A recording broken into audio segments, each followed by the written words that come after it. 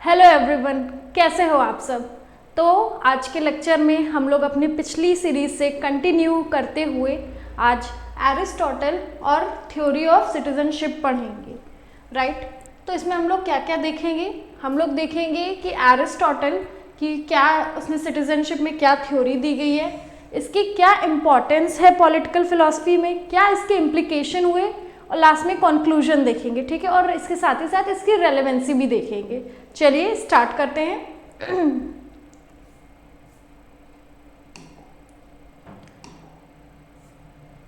तो एरिस्टोटल का बैकग्राउंड वगैरह आई थिंक ये तो हम लोग ने कई बार पढ़ ही चुके हैं कि एरिस्टोटल जो था वो ग्रीक फिलोसफर है और इसे फादर ऑफ पॉलिटिकल साइंस बोलते हैं, राइट। ये सब चीज़ें तो हम लोग को लगता है, मुझे लगता है मैं बहुत बार आपको बता चुकी हूँ, आप सबको अब तक ये रट गया होगा, ठीक है। इसके तो अब हम लोग सीधे डायरेक्टली जंप करते हैं कि एरिस्टोटल की कंसेप्ट ऑफ सिटीजनशिप है क्या, ठीक है।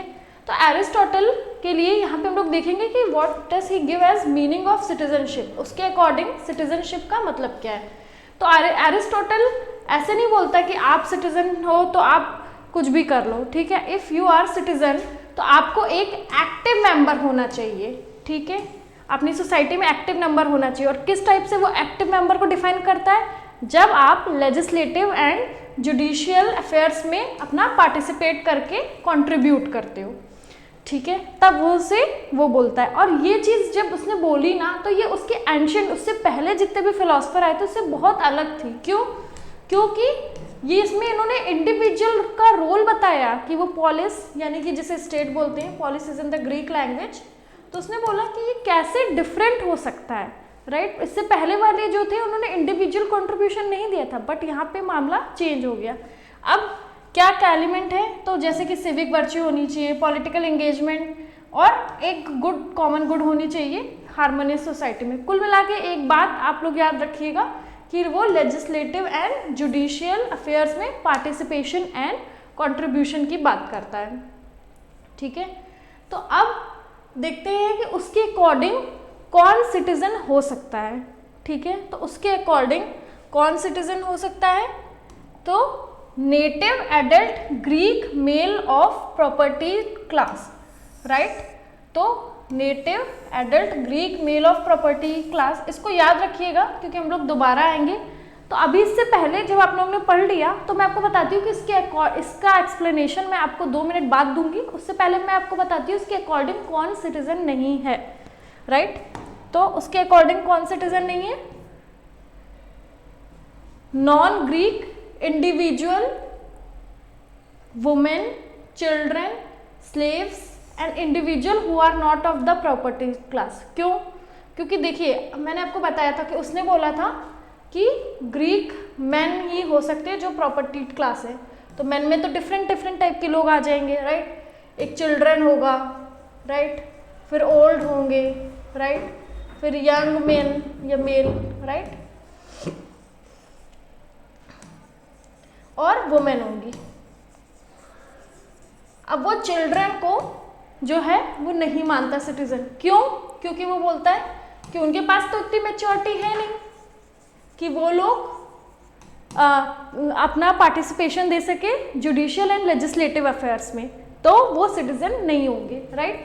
अब इसके बाद ओल्ड क्यों? आपको लगता है ओल्ड के पास इतनी कैपेसिटी होगी कि वो कर सके जुडिशियल और लेजिस्लेटिव काम? नहीं, डेफिनेटली। तो यहाँ पे ओल्ड लो पर्सन भी गए। फिर वो बोलता है वुमेन, ठीक है, वुमेन भी नहीं होगी। क्यों? वुमेन के पीछे क्या रीज़न है? वुमेन के पीछे ये रीज़न है कि उस वक्त की सोसाइटी बहुत पेट्रियार्कल थी।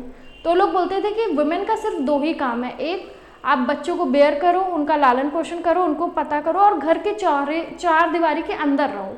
तो इस कारण वो नहीं मानता था कि वुमेन जो कि 50% कॉन्स्टिट्यूट करती है पॉपुलेशन का, उनका कोई सिविक पार्टिसिपेशन भी हो सकता है। तो इसलिए वो वुमेन को भी बोलता है कि they can not be called as the citizen, right. इसके अलावा slave, why slaves are not important? क्यों? क्योंकि स्लेव्स जो होंगे वो एक तरह से अपने मास्टर की प्रॉपर्टी है, तो मास्टर्स के काम देख रहे हैं, तो उनके पास इतना टाइम ही नहीं है कि वो जो सिविक पार्टिसिपेशन कर सके या फिर जुडिशियल और लेजिस्लेटिव अफेयर देख सके, राइट। तो अब वाई नॉन ग्रीक इंडिविजुअल? क्योंकि उसको लगता है कि ये लोग के अंदर जो होगी पैट्रियोटिज्म की फीलिंग नहीं है। ये लोग कभी भी धोखा दे के भाग सकते हैं, ये लोग कभी भी हमारे देश की पर्टिकुलर ग्रीक के साथ जो है धोखा दे सकते हैं, इसलिए वो लोग नॉन ग्रीक को भी सिटीजन नहीं मानता है। इसके अलावा एक और चीज़ है, individual who are not of property class. क्यों ऐसा प्रॉपर्टी को उसने इतना जोर क्यों दिया है? क्योंकि उसके अकॉर्डिंग जब आपके पास प्रॉपर्टी होती है तो आप जो होते हैं वो कंसर्न्ड होते हैं, आप कोई भी ऐसा काम नहीं करोगे जिससे अराजकता फैले या वॉयलेंस आए या फिर कुछ भी ना हो। तो इसलिए प्रॉपर्टी यानी कि आप एक उसको अकाउंटेबल इंडिविजुअल या रिस्पॉन्सिबल इंडिविजुअल मानता है, इसलिए वो बताता है कि कौन कौन सिटीजन हो सकता है और कौन कौन नहीं। आई थिंक यहाँ तक आपको क्लियर होगा कि कौन कौन नहीं हो सकता है। तो चलिए एक बार हम लोग प्रीवियस स्लाइड पर दोबारा जाते हैं, जब मैंने बोला था कि who can be called as citizen, तो आप समझ गए होंगे कि अब केवल क्या बचता है, native adult Greek male of propertied class, right. इस वर्ड को रख लीजिए क्योंकि ये बहुत कीवर्ड है, ये आपकी हेल्प करेगा पूरी, जब भी ये क्वेश्चन आए उसमें आपको ये मेंशन करना बहुत ज़रूरी है, ठीक है। अब यहाँ तक बात हो गई, राइट। अब हम लोग आगे बढ़ते हैं और हम लोग देखते हैं कि क्या क्या इसकी जो इसकी थ्योरी थी उसके क्या क्या क्रिटिक हो सकते हैं, ठीक है। तो पहला इसने बोला कि इंक्लूजन एक्सक्लूजन, ये बात बहुत इंपॉर्टेंट है यहाँ पे याद रखने की, क्योंकि इसने बहुत ही नैरो डाउन कर दिया अपना क्राइटेरिया, बहुत लिमिटेड कर दिया है जो कि कोई भी सिटीजन कहला सकते हैं, ठीक है। जैसे आपको मालूम ही है, वुमेन को हटा दिया, फॉरेनर को हटा दिया, चिल्ड्रन को हटा दिया, राइट, इन सबको हटा दिया है, ओल्ड पर्सन्स को हटा दिया, स्लेव को, तो बहुत नैरो क्राइटेरिया है। अब के ज़माने में ऐसा पॉसिबल ही नहीं है कि इन लोग को सिटीजन नहीं माना जाए, जबकि आपको मालूम है कि अब तो सब लोग यूनिवर्सल एडल्ट सफरेज की ओर बढ़ रहे हैं, राइट। अब इसने ये भी देखा कि आप लोग ने देखा होगा कि कैसे इसने एक जेंडर्ड सोसाइटी बना दी, ठीक है।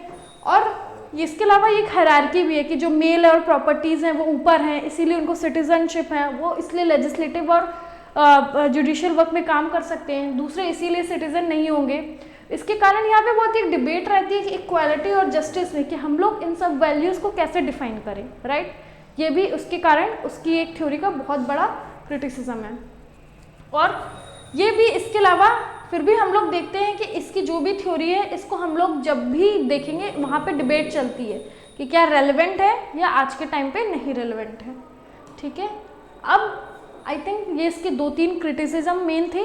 अब अगला था कि इम्प्लीकेशन एंड रेलेवेंस, कि आज के मॉडर्न टाइम पे इस थ्योरी का क्या इम्प्लीकेशन एंड रेलेवेंस है। तो इसके बहुत सारा ज़्यादा ही, जैसे कि इसने मैंने आपको बताया कि एरिस्टोटल की कोई भी थ्योरी है उसने मॉडर्न पॉलिटिकल थॉट पे बहुत ज़्यादा ही अपना इन्फ्लुएंस डाला है, तो यहाँ पे भी है, आप देख सकते हैं, ठीक है।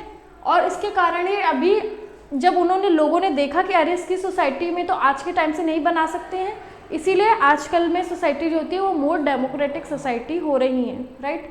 फिर एप्लीकेशन इन डेमोक्रेसी, जैसे कि उसने सिविक एंगेजमेंट की बात की, उसने बोला कि public virtue, alignment with the democratic principles, participation, engagement, तो ये सब चीज़ें बहुत बड़ी बात थी।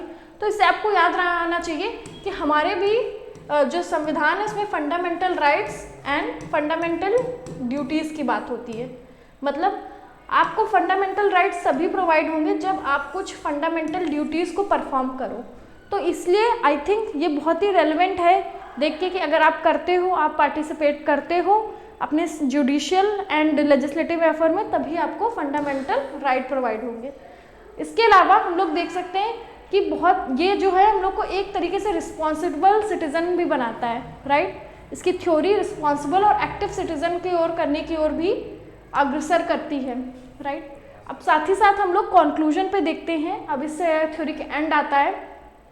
तो उससे पहले मैं आपको एक बार रिकैप करा दूं कि इस थ्योरी में क्या बोला गया है। एक तो आप लोग को याद होगा कि सबसे पहले मैंने बोला था कि ये बात करता है कि आपका एक्टिव पार्टिसिपेशन होना चाहिए, सिविक पार्टिसिपेशन होना चाहिए। इसका क्या मतलब है एक्टिव पार्टिसिपेशन, यानी कि जुडिशियल एंड लेजिस्लेटिव अफेयर्स में आपका रोल हो एक्टिव, जिससे कि आप रिस्पॉन्सिबल सिटीजन बनो। फिर किसको किसको अलाउड है यहाँ पे सफरेज, तो आपको मालूम होगा कि एडल्ट सफरेज आपको अलाउड है केवल native male Greek citizen who have property or of propertied class, ठीक है। और इसके साथ ही साथ मैंने बोला था कि ये साथ ही किसको नहीं अलाउड है, old, women, children, slave, non propertied class, इन सबको नहीं अलाउड है। तो इससे आपको एक क्लियर आइडिया होगा। तो जब भी कोई क्वेश्चन आए इसमें अगर समराइज करने के लिए, और इनफैक्ट आया भी है, तो आपको ये सब पॉइंट मेंशन करना जरूरी है, राइट।